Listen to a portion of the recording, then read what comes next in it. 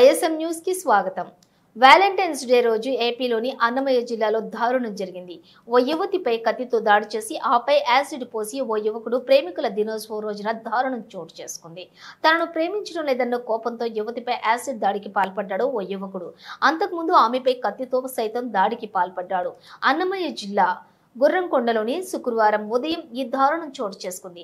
ఈమెకు పెళ్లి నిశ్చయమందని తెలిసి యాసిడ్ దాడికి పాల్పడినట్లుగా ప్రాథమికంగా తెలుస్తోంది। కేసు నమోదు చేసిన పోలీసులు విచారణ చేపట్టారు। అన్నమయ్య జిల్లా గుర్రంకొండ మండలం పేరంపల్లికి చెందినటువంటి డిగ్రీ విద్యార్థినిపై యాసిడ్ దాడి జరిగింది। మదనపల్లిలోని డిగ్రీ చదువుతున్న యువతిపై తోటి విద్యార్థి కత్తితో దాడికి పాల్పడ్డాడు। అనంతరం తన వెంట తెచ్చుకున్న యాసిడ్ పోసి దాడి చేశాడు। అనంతరం అక్కడి నుంచి నిందితుడు పరారయ్యాడు। యువతి తలపై కత్తి గాయాలు కాగా యాసిడ్ పడడంతో ముఖంపై కాలిన గాయాలయ్యాయి। నిందితుడిని గణేష్ అని గుర్తించారు। ఇక నిందితుడు మదనపల్లెలోని అమ్మచెరువు మిట్టరు చెందినటువంటి యువకుడిగా సమాచారం। తీవ్ర గాయాలైనటువంటి యువతిని చికిత్స నిమిత్తం 108లో మదనపల్లి ప్రభుత్వ ఆసుపత్రికి తరలించారు।